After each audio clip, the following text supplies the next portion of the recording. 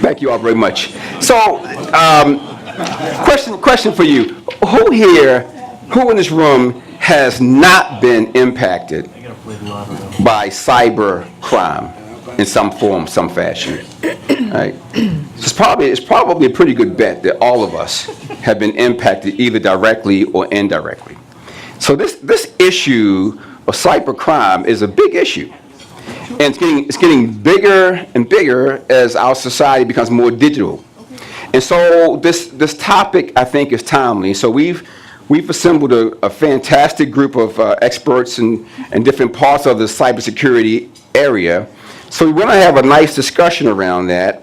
And I hope that we can get some value out of this before we bring closure, that you make some connections, meet some people that maybe you can do business with, or some possible clients and customers. So I wanted to share with you, first of all, just the cybersecurity. I mean, the term is used quite frequently by a lot of people, a lot of institutions, but this definition is pretty basic. It's a body of technologies, processes, procedures designed to protect networks, computers, programs, and data from attack, damage, and unauthorized access.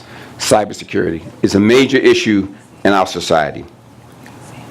And so if I talk to you about what have you heard about breaches over us in 2017, 2016, you name it. I mean, these are just a few headlines of 2017. Probably the most visible one has been the Equifax situation. What a disaster that is, potentially, right? So this issue is a really big issue, and so we've got to figure out, one, how do we protect ourselves from it, and then two, those of us who are entrepreneurs, how do we benefit from providing solutions to address the issue?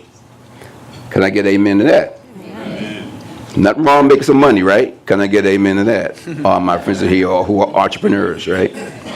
So we want to have that discussion, and then even beyond this luncheon, continue the discussion with folks that you've met and that you've engaged with, I think, till we can figure out how we can help each other.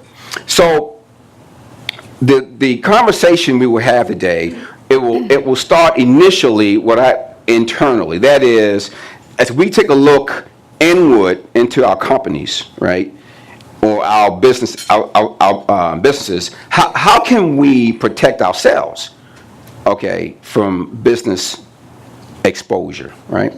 And then we're going to pivot, and we're going to pivot from internal to external in the conversation to talk about, okay, how can we, those of us who provide services in technology in general, how can we monetize the solutions that are available to help solve these problems?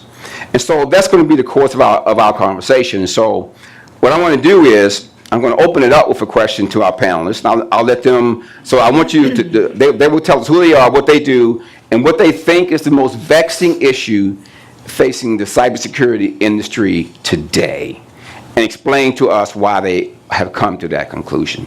So I'll start here with Sarah. All right, very good. This is on already, fantastic. Thanks for having me today. Sarah Jeffroy, I sit in AT&T's Global Public Policy Shop, which means we're sort of at the hub between working with our technical operators and security specialists and our lawyers and our lobbyists to develop and externally advocate the company's policy positions on much of this.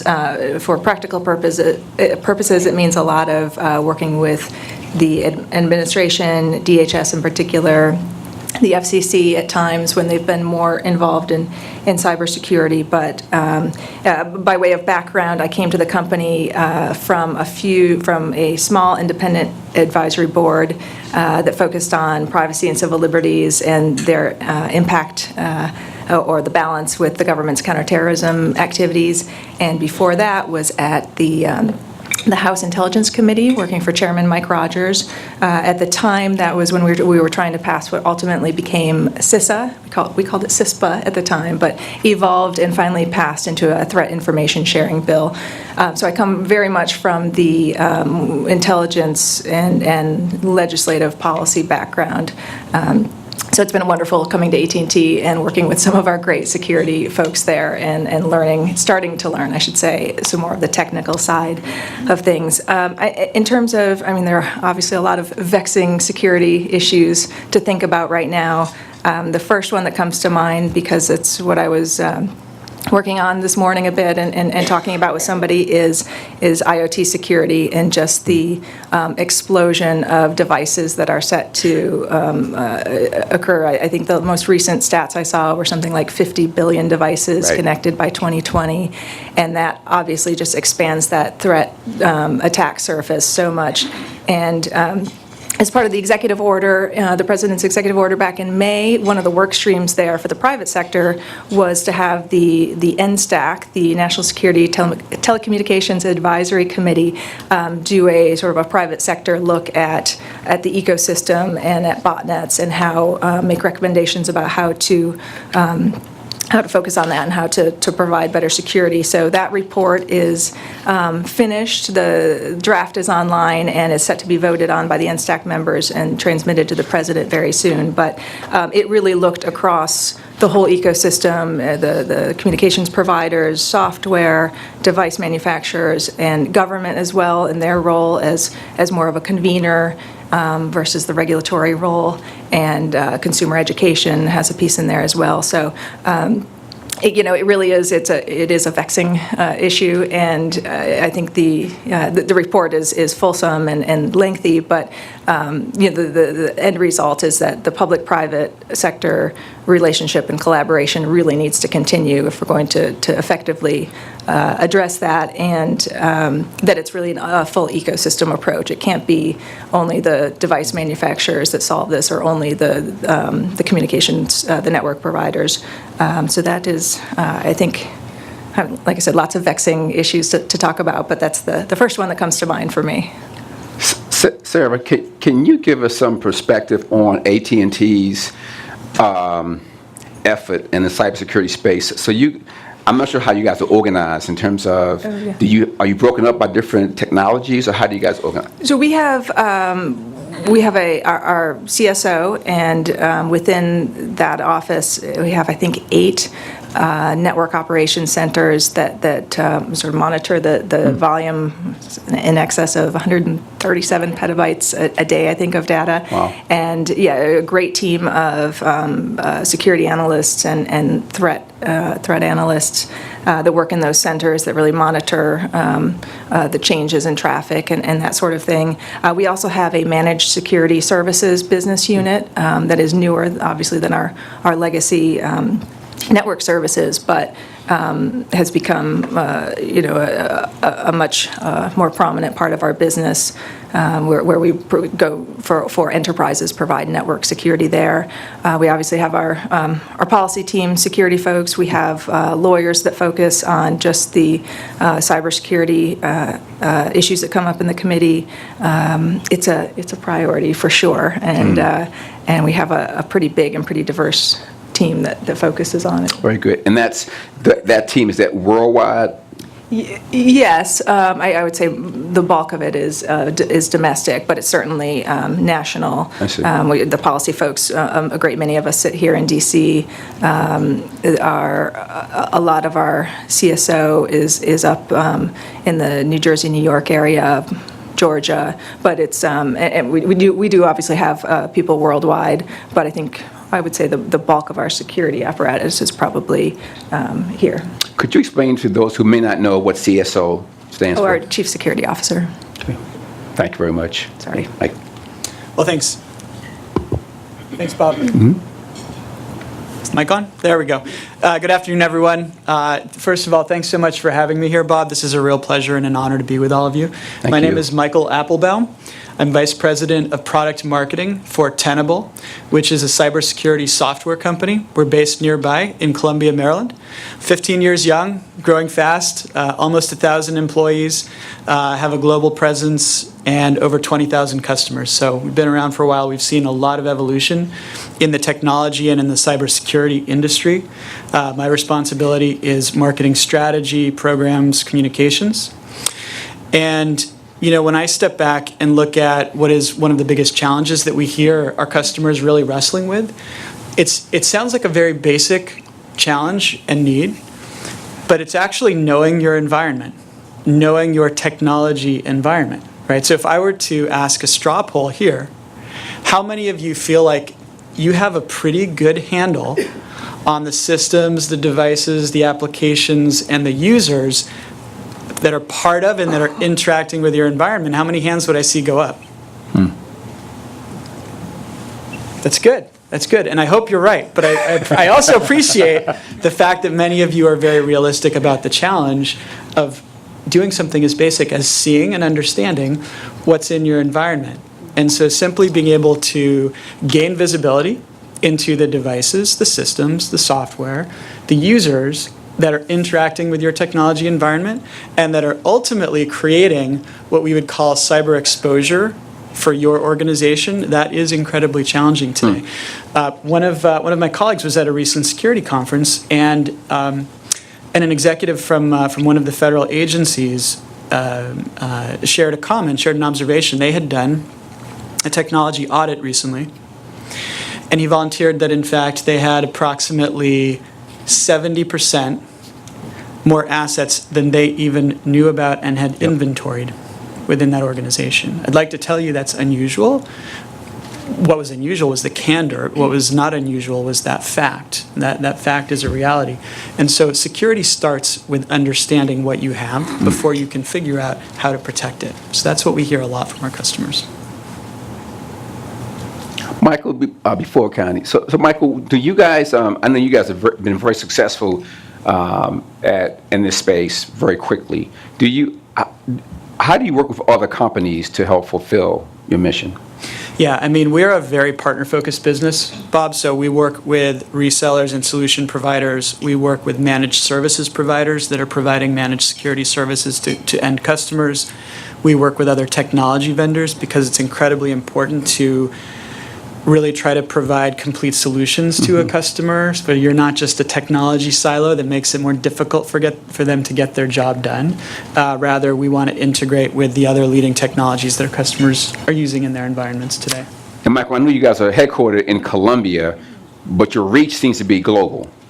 Very much so. I'd say somewhere around 60% of our business is US-based, but the remaining 40 or so is international. Our international business is growing rapidly. Within the US here, federal government is an important part of our business, but certainly not a majority. So we've got more of a commercial bent, but a strong presence within federal as well, both civilian and DoD. Are you finding that the needs for your services, are they expanding at the state and local government levels as much as they are in the federal? They are. I mean, state and local governments are typically more challenged from a budget and a personnel standpoint. We see a lot of demand there and questions around how can we operate not only more effectively, but more efficiently. I see. And it's a big challenge. I see. Very good, very good. Thank you. Connie? Hi, I'm Connie Utoff. I'm from George Washington University, the College of Professional Studies. I'm the Associate Director of the Cybersecurity master's program there. I'm lucky to have many other representatives from George Washington University here, the directors from other programs. Would you raise your hands, all the Yeah. GW folks? There you go, there you go. So, and I'd like to thank the President's Roundtable for having us here today. Thank you. What vexes me most is what we don't know.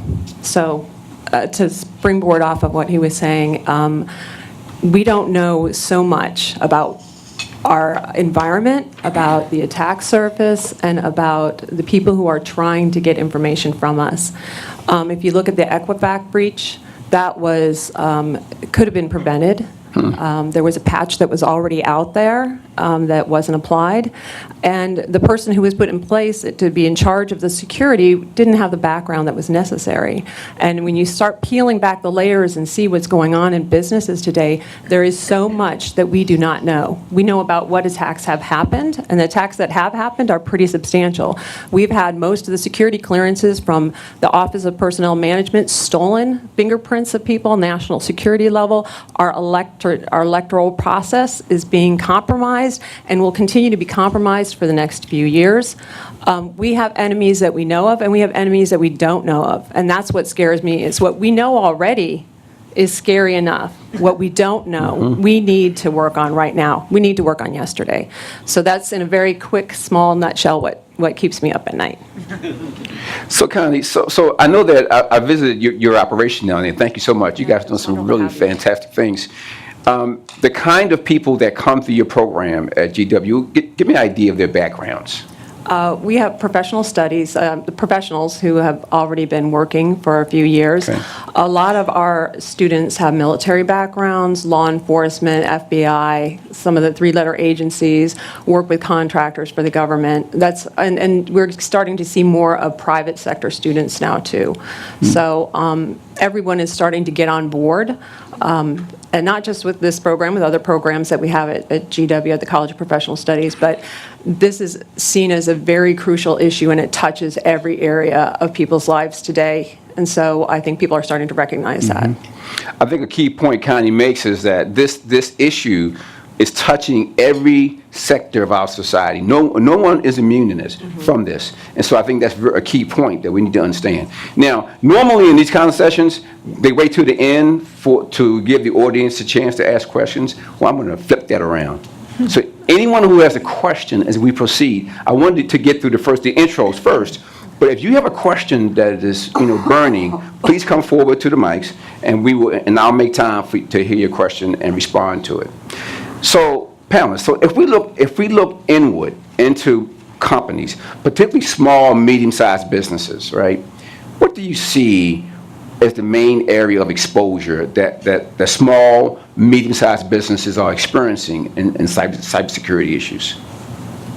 Anyone can take that one, please, sir. So my answer is based on what I've heard. I'm obviously not from a small or medium-sized business, but I hear a lot at different, especially workshops and whatnot on information sharing. But I think it's, certainly a resource issue. At times, perhaps trying to have cybersecurity prioritized within all of the other needs of your business, I hear is a big challenge.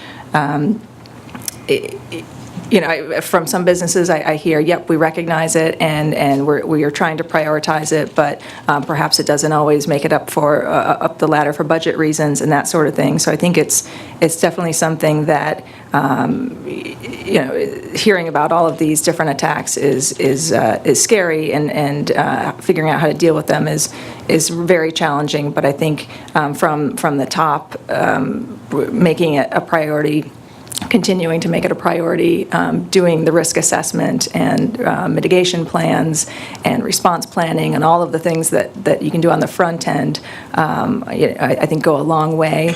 And certainly resources can be challenging. One thing we've advocated for is trying to leverage some of these not just multi-sector, but the group like ISACs, information sharing centers, information sharing organizations, and trying to leverage some of those larger companies that have relationships with the government for information sharing purposes is a great way to address some of those resource issues. But resource is one I hear a lot about.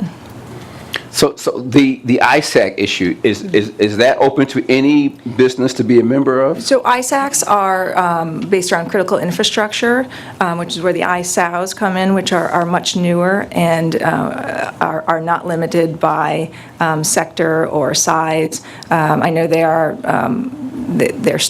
Many are still getting up and running, but I've seen them to be a regional ISOW, a region of a state, or a region of the country, or sector-based.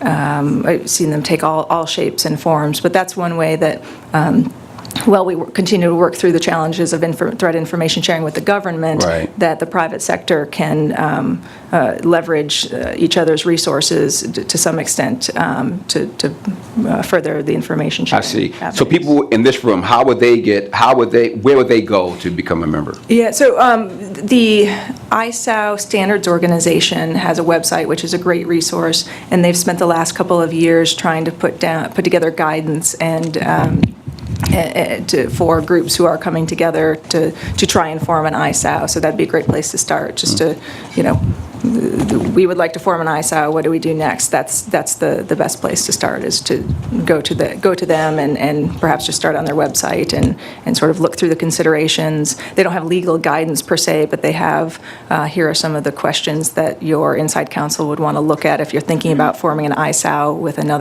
one other company, let alone several other companies. So that's a great place to start. Interesting. Thank you very much. Ms. Tucker? Stanley Tucker, is it on?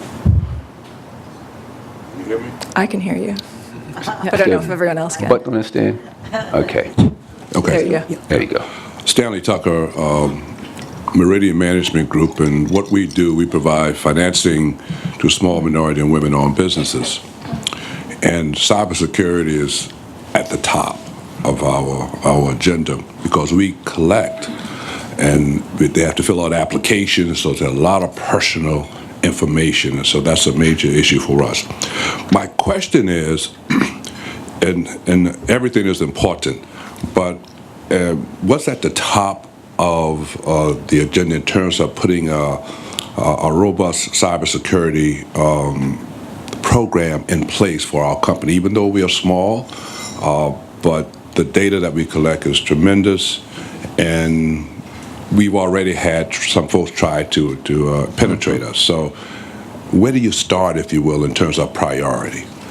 I'm happy to take a stab and pass. Or do you want to go ahead? Sure, happy to. What I would say for any organization, frankly, small, medium, or large, is, start with your basic security foundations, which starts with understanding what's in your environment, as basic as that sounds, right? So at least gain an understanding and an inventory of your systems, your software, your users. It's table stakes, but it's not always done. It's not always easy, frankly. I would start there. And then a principle I would apply to any size organization, any industry, is look at yourself, look at your organization and your environment through the eyes of a potential adversary. What would they target? What would they go after? Whether it's data, let's say, different types of data, maybe it's customer information, employee information, whatever sensitive IP or data you might have. How is it protected?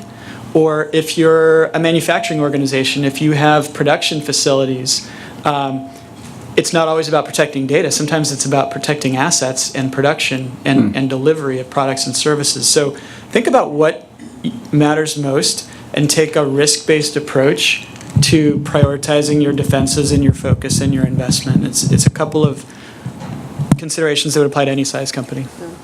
Absolutely. Connie, you want to respond? Or you I would absolutely agree, is just understanding your environment, first of all, understanding what your prized possession is and how to protect it, that's where you have to start. And then again, taking a look at what the adversary sees, maybe get a pen test and challenge your own infrastructure and have somebody try to attack you that you pay them, and then you can find more gaps that you might not have seen before. And that would be a penetration test, right? Oh, I'm sorry, a penetration test. yeah. penetration test? The long term. Okay, before I have the second question, in terms of companies that perform services now in this space, how many here in the room are in the IT sector? Let me see your hands, just a couple folks. And of those who are in IT, how many of you provide cybersecurity services? I know there are a couple, okay. And I'm wondering, is there a breakdown between large companies' efforts and small businesses, or do you find they all have the same issues? They have different issues. I mean, the diversity of the technology environment is Yes. certainly much greater in most large companies, and all of the organizational challenges that go with that too. You see, and not necessarily by size of company, but perhaps by industry or by culture, you see different types of security awareness and security cultures in different companies, some that are very security conscious and that are willing to say no to a business user or a business executive who asks for something that may be a high-risk request, high-risk activity. Absolutely. And other organizations, for example, in a lot of financial organizations, while security may be an incredibly high priority, sometimes security can't, or IT can't always say no to a business user, a senior executive who wants to do something risky on his or her mobile phone, iPad, etc., that maybe the IT security organization would prefer they not do.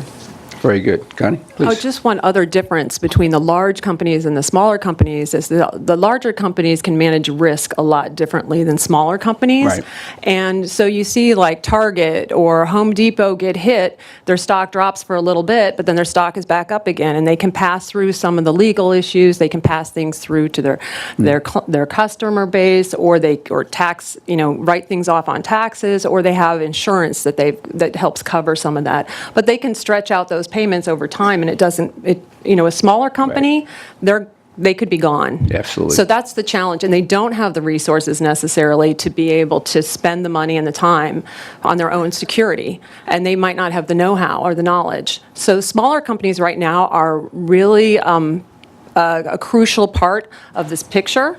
The government is hoping to start pushing out some resources and best practices to smaller companies, because once they're hit, not all of them can bounce Can be back. covered. Absolutely. Yeah. That's a key point, Connie, for this audience in particular.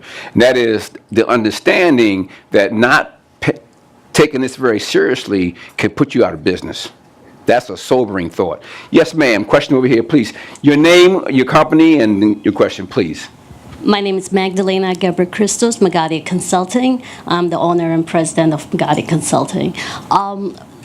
Most of the time when we talk about cybersecurity is a little portion of information assurance. So we always address the small part of it. But can you touch the subject where each company should start what they had to do about cybersecurity, which is having information assurance, which is the umbrella, and then having a policy, company policy. I know the gentleman just asked, where do we start? We can have asset management, risk management. We can do all identifying what we have our environment, but if we don't have the basic policy, training, and other materials that information assurance covers, we can't do anything. Can you touch that subject, please? Sure. Couple thoughts. One would be, one of the more challenging things to do, I think, in building an information security or information assurance program is having good sort of mature risk-based conversations between IT/security and the executive team, the leadership. What kind of risks are we going to accept, or at what potential cost, or how much do we want to invest to ensure that we reduce this type of exposure as much as possible, but recognize you can't take every type of cybersecurity risk or information exposure risk off the table. And so it's a question of how much we want to focus on ensuring we protect against certain outcomes, and then figure out what that means in terms of investment or in terms of staffing. It's probably a much longer conversation that I'm just touching the tip of the iceberg on. I would say that first, before we get to cybersecurity, I would suggest that each company should have a security policy. That's the most important, because everybody will have understanding what it means. Yeah. The training, and that is just a preventive action. You got proactive, being proactive first. Yeah, policies are super important. I think typically you'd develop some sort of framing of the security objectives, and then your policies will follow from the objectives based on prioritization of what is most important to the company. It may be protecting certain types of data or certain Right. types of operations. It may be something very specific to the business. So would you say, Michael and panel, to the question, there's a soft side and a hard side, right? Soft side meaning in terms of policies, understanding, making it a priority, making people sensitive, but and then the hard side being the hardening of the periphery and all those kinds of technology things. But would you say that's probably a good process or way to start? That's right. I mean, you start from objectives and strategy, you move eventually to policies, and then at some point, hopefully you get to controls, which is enforcing policies. Absolutely. And of course, there's a huge soft component to it in terms of employee education, awareness, reinforcement of that. You can't, and I've spent time in the endpoint security part of the market as well. You can never either completely rely on people making the right decision, because people are fallible. All of us in this room are fallible. Nor can you rely completely on technology. There's no perfect technology solution either. It has to be the combination of the two hand in hand. Right, Connie? Oh, and just add process to that. I mean, you could do the Process. people, process, and technology type of triangle, absolutely. Absolutely. So, Dr. Brooks, I think you had a question. Yes, please. Yes, I did. Thank you so much. What we do in our advertising agency is to help our clients build brand awareness for their programs and initiatives.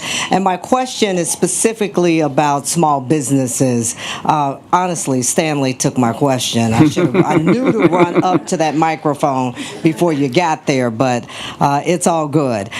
Small businesses are really critical to the vitality of this economy. And that's so important. What opportunities are available for us as small business owners in this vital area of cybersecurity in that business vertical? Oh, you want to go ahead? No, I was just going to say, this area, at least in my experience, it provides, whether large or small business, it provides an opportunity to form alliances and partnerships across businesses and sometimes across sectors. We've recently formed an IoT alliance that has across the entire ecosystem about 8 companies, and we're coming together to figure out how best to provide security solutions, taking sort of our own expertise into consideration. And that's just an example. I just think it's such a complex area that I think it provides an opportunity for businesses to come together and figure out ways to partner for offerings. Is there a way, Sarah, to intentionally engage smaller firms, medium-sized firms, to be a part of that process, do you think? I mean, from where I sit, my initial reaction would be to look to some of the business associations that we all belong to that often do a lot of policy advocacy and that sort of thing, but that those are really the network areas, and frankly, a lot of the partnerships that we've had have been born of those trusted relationships that exist from business associations and the like to then sit together and sit down and say, can we approach this together profitably? So from my work and where I sit, those business association groupings are a good avenue for that, but perhaps others have. I think there are other, a myriad of opportunities from small businesses to large businesses to work together or with the government. For example, I was just in a conversation with somebody about some dark web work where the FBI had worked with the private sector companies in pulling out some information from the dark web to combat crime, and that was just one example of ways that companies can work with federal government. Companies can work together as well. There's just a lot of opportunity. I think the future is going to be robust with opportunities, both for entrepreneurs and in terms of cybersecurity and in terms of ways companies do business now. We're thinking in terms of the past on how to manage our businesses and interact with each other, and I think that's going to change dramatically in the future. And this group here is the beginning of innovation. People here have started their own businesses. You guys are doing great things, and this is the leadership for the future. So I think there's a lot that's possible. Connie, would you explain to those here who may not be familiar with that term dark web, would you explain what that means? There's a surface web where when you Google something, you can find it very easily. You can find information. The dark web is an area that you can't get to without using something called a Tor browser. And you get there, and that's where there's some good things that are going on down there, but there's a lot of bad things that are going on down there. So there's a lot of crime, there's drug sites, there's pretty much anything that you think of that you can imagine that could be horrible is down there. And people run these crime syndicates, like organizations. I mean, you can tell, like, if you're selling weapons in the dark web, and they'll have, like, feedback. If I have 41 positive comments about, I'm probably legitimate. So it's very scary, and there's terrorist groups have moved down there. Anyone who wants to hide and obscure themselves and keep themselves hidden from public view and to do things that they may not, should be doing, that's where they go. So Connie, would you say, and panelists, would you say dark web? So the issue that happened with the 2016 election, where Russia was manipulating the social media channels. Allegedly. Who said that? He said it. Like you said, allegedly. So where would you position that? Would that be in the dark web world? Would that be just... I don't think that's the dark web world. I think that's the world where you have Russia that doesn't have the same sort of military capability as the United States, and their background is that they like to tamper with the election process of many countries. We're not the only one, and they've been doing it since the Reagan years and even not before. This isn't anything new. They're very good at misinformation. They're very good at trying to undermine an economy and a country. And when you have countries that have strong polarized views on two sides, they'll try to get into that. And I think pretty much every single member of the intelligence community has agreed that they've been tampering in places that they shouldn't be, and they need to stop. Very good. I see. Yes, sir. Please. Sure. Michael Davis, Pinnacle Enterprise Business Solutions. So my question is, given the focus on the technology, which sounds so creepy and scary, and, we're all concerned about, the risk in our data and money, right? What about the people part of it, right? Because this cat and mouse game of these adversaries is not going to stop. The more we're dependent upon the technology, the more they're going to come after us. The more we start to put in technology, they're going to figure out ways around it, right? And one of the things that I found is a lot of these breaches that have occurred are because of the people. We didn't set passwords, we didn't do patching, even our employees, right? If they don't have good security practices, this creates opportunities for us to be exposed, right? And so even one of the things that I do is the same thing I do in the physical domain, in the cyber domain. Like when I walked in here, where are the cameras? Where are the doorways? Where are the exits, right? We have to teach our people to do the same thing in the cyber domain, right? So my question for you guys is how much of this could be offset by better security practices in educating our staff, our people? Good question. I mean, I think it's a huge part of the puzzle. Sure is. Michael mentioned earlier, the first step being you really need to understand where your risks and vulnerabilities are before you build out your plans and your policies further. But that's certainly always going to be a very big part of it. Our technology continues to evolve, and we continue to have great tools to combat this threat. But as you say, so many of these recent breaches and incidents are people-related. The insider threat issue is not just the witting insider, the malicious insider. It's the unknowing and unintended insider who opens up a vulnerability. So, I mean, I think it is and will always be a very big part of the picture.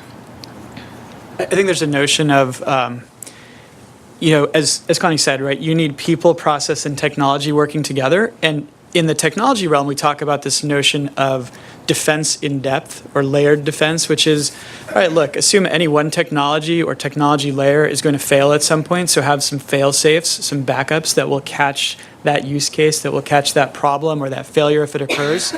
The same is very much true if you think about people, processes, and technologies working together. Your employee may fall for something inadvertently, so have some technology there to help them as a backup. That technology may fail, so have some process there to detect if it fails, to detect if there's an incursion quickly. The process may fail, so continue to educate and reinforce with your employees. It's a virtuous cycle if done well. They have to reinforce one another because none of them are perfect. None of them. People, process, technologies, they're all imperfect.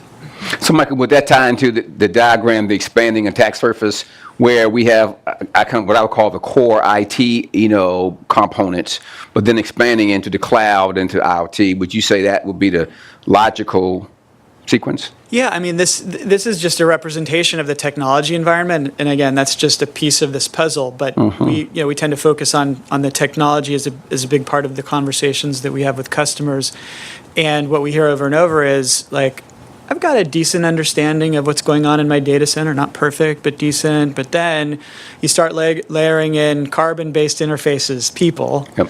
You start layering in your mobile phone and your tablet and everything else. Then you start bringing this thing in called the cloud, and I've got lines of business that are spinning up applications in the cloud and building their own applications because we need to be really responsive to our customers, create the right customer service application or partner management application or accounting application or whatever it may be.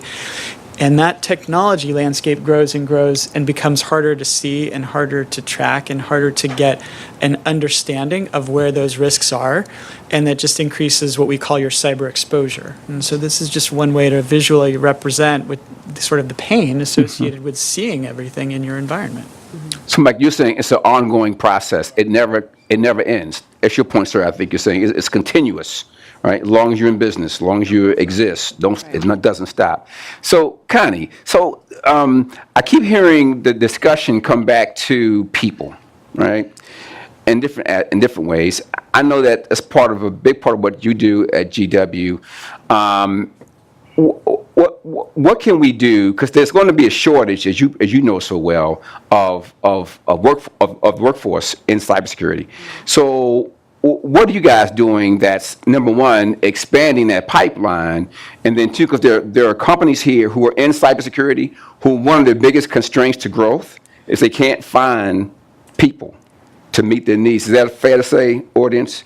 It's difficult finding talented, skilled people. So, what are you guys doing, Connie, in that area to help? So what we're doing at George Washington University on the bachelor's level, all through the master's level, is we are training working professionals and students in regards to cybersecurity, both hands-on and technology, and also in terms of policy and strategy. And some of our representatives are here at the table. It's also, again, in regards to training and workforce development, NIST just put out in 2017 a great framework for how to recognize what type of people you need and how to, what kind of training they should have based on your own internal environment. And in workforce, we're very far behind, and there's also a competition between the private sector and the government for professionals. This is an area that's growing quickly, and we are far behind when it comes to the workforce. Oh, thank you very much. Mrs. Cora, please. Cora Williams, Ideal Electrical Supply. This is a very basic question, so excuse my ignorance and naivety. What happens when those of us who are out here marketing like we are today, we meet somebody, they give us a card, and we get back to our office and they say, and we see an email from you. And we said, okay, here's an opportunity we want you to take a look at.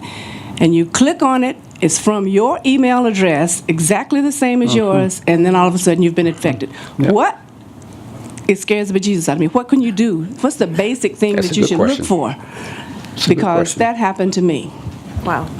It's a great question. Sure is. And it's something that everybody should be asking if they haven't already asked the question. Absolutely. There's some tactical things you can do, some very simple things. So if you get an email, it's not from somebody you know, or it's not from somebody that you've emailed with before, look at the from address. It's basic, but yes, it's possible to spoof, an address, or maybe somebody in a really, exceptional case has broken into that person's account and is sending something malicious, or has installed malware that's sending something from their legitimate email account. Anytime you get an email from somebody, whether known or unknown, if there's a link in it, just hover your mouse over the link, see whether, and when you do that in your email program, it's going to show you the website domain that link will direct you to. So before you click it, even if it looks like a legitimate link, just hover your mouse over it, see what domain it wants to take you to, and if it's, bobsmalware.com, don't click it. And the other thing, very simply, is just forward it to your IT team and say, hey, I'm just not sure if this is legitimate or not. Probably is, but thought I'd ask for your help. And frankly, there are some significant breaches that if that had been done by somebody early on, the whole breach could have potentially been prevented. So just ask for help from your IT or security team if you have one, and that's a big step forward. And I would add that for someone who is an oversharer with their IT department, they actually continue to say, I'd rather have you send it than not. I send probably way too many emails to them saying, I don't know about this. And at some point, I start to feel bad about it because I do it so much. And they say, nope, I don't care. I'd rather have you send it to me and have me tell you it's okay than the other way around. And if you think about it, so spear phishing, that's what that is a very lucrative way that somebody can hack you.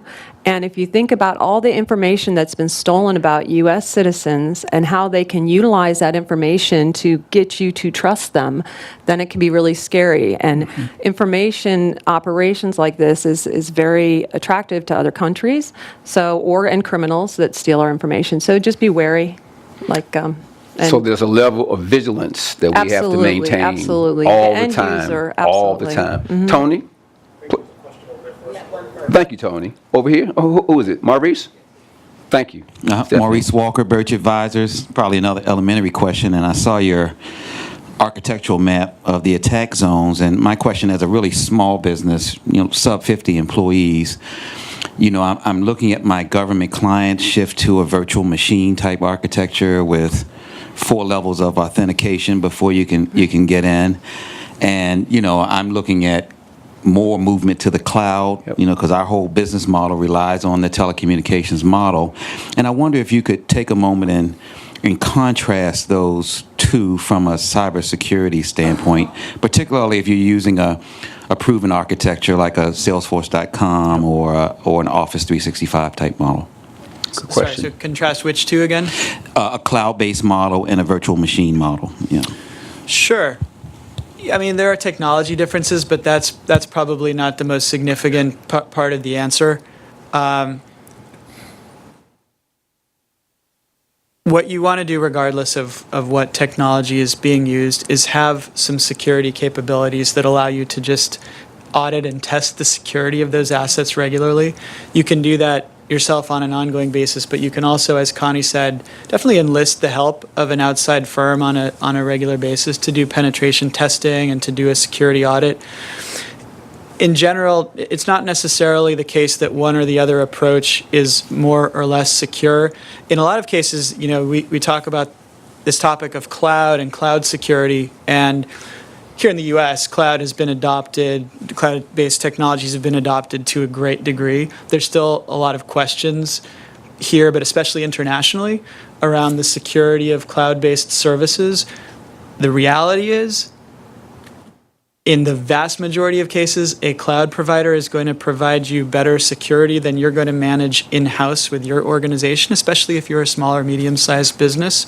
So I wouldn't necessarily have a bias against cloud, but you need to know what you're getting into. And in either case, you just need to have processes and technologies and people knowledge to be able to understand how to secure either approach. I think, too, just to add to that, Maurice, too, that when we hire these services like Salesforce.com, we use Salesforce also, that we question them about what is their security strategy and platform to protect our data. So part of the evaluation process probably needs to be asking those questions about what is your cybersecurity strategy for protecting our data. And there's an organization called the Cloud Security Alliance, for example, and they put out a nice, essentially like a standardized questionnaire that a cloud-based technology provider can voluntarily answer and publish, and it's a 140-question questionnaire. So it goes pretty deep into their data privacy and security practices around their cloud-based offerings. And a number of companies have filled out this, it's called CSA STAR questionnaire or report, and they voluntarily provide it to their customers, so they provide a measure of transparency into how they manage and deliver services. Thank you. Tony? Okay, thank you, Bob. I'm Tony Hill, Managing Partner of Edwards & Hill Office Furniture, and I want to twist this just a little bit.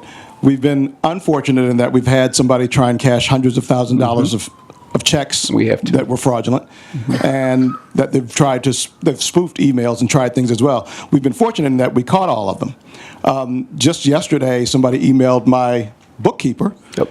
and they sent a benign email, and then another, and then the third one was, we need you to wire, and it was Yep. from me. I need you to wire $14,000 into this account. So the question, though, is, again, we've been very diligent about this, and we haven't been caught. But from the law enforcement side of things, when I make law enforcement aware of these things, I even had one guy who sent one of the checks on the phone, got him to send me a copy of the check that he thought he could cash. And they just don't seem to be interested in tracking it down. Am I wasting my time when I do that? And if so, is there anything we can do, not just in-house, but on the opposite side of trying to combat this? That's a great question.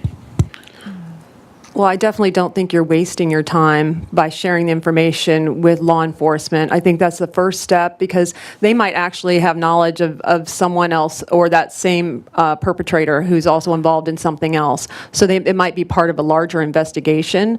That is very important right there. And sharing information with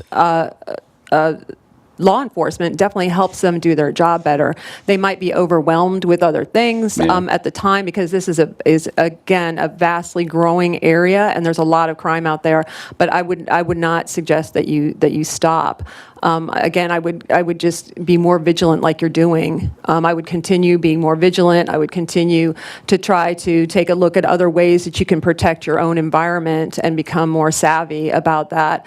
That's just one solution. But again, law enforcement, yeah, I would definitely continue to stay in communication with them in regards to anything that happens like that. And it's a concern I've heard from lots of companies, Yep. varying sizes. We share this, but we don't really see much come of it. And like Connie says, you may not always see what comes of it, but pieces of a puzzle may add up later down the road to to finalize a larger investigation. So obviously you have to work with your inside counsel and how you share that information, but it's definitely the more you're able to, the better it is, and the further that can help them get. But the legacy law enforcement system does seem to be a step behind. And so what he's saying is feed them the data so they can become current. But as far as resolution, Tony, I had the same frustration. They just don't seem to be interested. So that's a really big concern. Please. Good afternoon. My name's Coretta Bennett. I'm with Bith Energy. And from hearing the conversation that's transpired so far, it seems like a lot of it is based on employees working for a particular company and trying to protect the company. With large businesses as well as small businesses, how we work is very different now in terms of the number of partners that we have, the number of employees that are not necessarily based on site needing to remotely access into information to servers, whether they're in the cloud or whether they're things that are somewhere else. So can you talk a little bit about the applications and the software and technologies that you would recommend or that you are aware of that people are using in the industry to help promote the partnership, the collaboration, and their non-traditional people sitting next to one another where there are cybersecurity threats?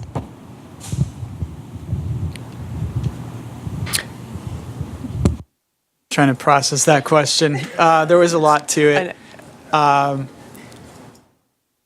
guess my first thought, I thought you were going in a different direction at first, but one of my observations would be a lot of this discussion of employee use of technology, mobile, laptops, tablets, what have you, needs to start with that discussion of acceptable risk and risk-cost trade-offs. So, I think we've probably all worked at different companies that have different policies around employee devices. Some are incredibly strict, really limits what you can do with a mobile device. In other cases, it's much more laissez-faire. And it's more about empowering the employee, keeping them productive, letting them do what they need or want to do with their mobile devices. Again, a lot of it depends on the security culture, but that whole discussion needs to start from a point of risk-based trade-offs and what you want to allow and what kind of risks to your particular business or agency exist from the mobile devices, the mobile attack surface, if you will. I'm not sure if I caught the exact question on the partnerships, though. I apologize.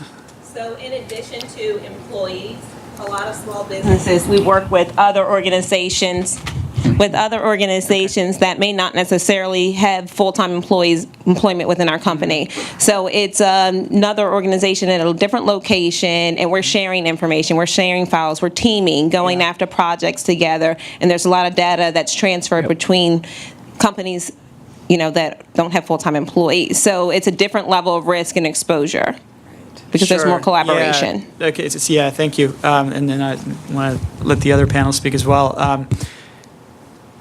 We encounter the same questions and challenges in my company as many do at their own. You probably want to figure out what are the right controls. Like, you're going to allow some information sharing. So, for example, we hire contractors, just like most companies do in different capacities. So a contractor can get an email account with us, but it's going to be much more limited what they can do or what types of shared documents they can access, what parts of the network, and so on. It ultimately comes down to business decisions and having a risk-based conversation about what you want to allow and where the risks. Maybe the risks aren't that significant if they're doing certain things, and maybe the risks are more significant if you want them involved in very sensitive parts of your business or your operation. I think, go ahead, Sarah, please. I was just Please, going Sarah. to add on, I mean, we see this slightly different angle in a lot of our vendors and contracts, and certainly when you're entering into those partnerships and relationships, that's the key time to look at their organization too, and have an understanding about what their security policies and plans are, and how they how they protect their systems as well, so that it's not an afterthought and it's not something that bubbles up once an issue has happened. But once you have a good picture of your own risks and vulnerabilities and have your own plans, you've got to carry that out and educate your employees that you sort of remember where your own organization ends and where the next one begins, and have a good understanding of what they've done to prepare for that interaction as well. So you guys are suggesting that the same level of intentionality and scrutiny that we may apply to our company, our company inside, we apply that same scrutiny and the intentionality to our partners and those we work with who are outside of the company. Is that fair to say? Yeah. Okay. At least. At least, yeah. Michael, at least. I saw a question over here somewhere. Stephanie, where was it? I have two questions over here. Please, sir, here, and then there next. Yeah. Please, sir. Please stand and tell who you are and your company. Sorry, yeah. This is Ramna from Washington Gas. So we have been seeing lately a lot of attacks, cyber attacks, and a lot of them successful. So are there any government guidelines for cyber security? Means will they be monitored? For example, Sarbanes-Oxley guidelines. So are there any guidelines like that from the government itself, and being measured in the year end, saying how they are followed? Anything like that for small or big businesses at all? Well, I'm not sure I completely understand the question, but the NIST framework, risk management framework, is a good place to start. That's a recommendation from the government. I would also collaborate and have discussions with the government in that regard in terms of protection. I was just going to say, from a policy standpoint, and a lot of what we do in my office is we try and avoid or minimize government-handed down regulations and guidelines and the like, in favor of working with industry to come up with industry-driven standards and to keep that sort of flexible nature out there. So, we spend a lot of time actually working with government and trying to keep the sort of forced down, more prescriptive regulations and the guidelines off the table in favor of the more industry-driven standards. And actually, I'll put in a word of support for an industry security framework that could be very helpful. It's one we find a lot of value in, which is called the CIS, Critical Security Controls. CIS is an organization called the Center for Internet Security. For anybody who may have heard of something that used to be called the SANS Top 20, this is now the CIS Critical Security Controls, and it's a step-by-step set of basic security controls that would be applicable to almost any company. You go through, you figure out which ones you want to prioritize, but they help build that security foundation that a lot of us have been talking about here today. I think NERC and FERC might have some regulations also already in place. Who, Connie? NERC and FERC, the North Electric Regulation. Oh, yeah, got commission, American Regulation Commission, yeah. Very good. Please, sir. Raymond Briggs with Walters Relocations. He stole some of my question I was going to ask. I think it's a two-part question I have to ask. One is that you was mentioning earlier, someone talked about softwares that folks might click on and stuff. But it's been that there's software that is given with your computer free. And I'm going to use the name of Kaspersky. Everybody's aware of Kaspersky, which was alleged, I'm going to use the word alleged since we said it earlier, allegedly used by Russia to control computers around the United States to get that negative information out. My question is, or my statement is that the lobbying effort for the government since 45 doesn't believe anything happened. But the lobbying effort has to be with our politicians in Washington to make it even stronger, stronger legislation, so that what doesn't happen, because you got the social medias like your Facebook and your Twitter was used, and it seems to me that it was done legally because they bought ads. So I think that there should be a lobbying effort where they need to strengthen the laws, because the cyber laws was something that, I don't know if I remember Congressman Long, but he had one of these symposiums back in 2008 up at Fort Detrick talking about cybersecurity and what was coming. And we had it in 2016, what he projected in 2008. It fell on us. So I think our congressmen or our legislative process need to strengthen those laws, or they need to do some serious, get back in a room, do some serious studying on how to close all these loopholes or to make it much stronger. That is a good segue into our closing comments. Very good, sir. Because I had given the panelists a closing question that tied into, and the question was, if you were President Trump, and you could, don't laugh, okay? If you were President Trump, and you could implement one tactic, one strategy, one policy, whatever it would be, what would that be to have the greatest impact on a cybercrime issue in our nation? Sarah, I'm looking at you, so you start. Okay. I think I'd first give a nod to the administration and the executive order they put out in the spring, because it acknowledged and builds off of a lot of the great work that was already underway in previous administrations, and in particular that public-private sector relationship that's been so important in this area. And, the executive order is looking to us at a lot of the critical issues, having an international strategy, having a deterrent strategy, how are we going to deal with the botnet issue, looking to the private sector for input on that, and other, the workforce issues in there as well. So sort of carrying that through and implementing what comes of this first round of reports. In terms of one large effort, I think, and it is recognized and I think beginning to be underway, but is federal IT security and modernization, and leading by example in that respect. That's something a lot of folks have pointed to as a, sort of having the government systems in order before you start looking at passing down to the private sector what they should be doing to secure their systems. So, leading by example.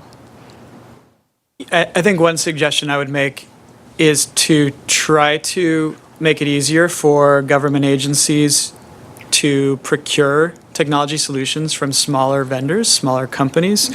It's quite burdensome and for good reason in many cases. But the government is then challenged to sometimes bring the best technology from private industry into government agencies. And so there are steps that I think they can continue to pursue to try to make it easier in some cases, and certainly less time-consuming for a smaller company to provide services to the federal government or products to the federal government. I think you get an amen on that one in this room, Michael.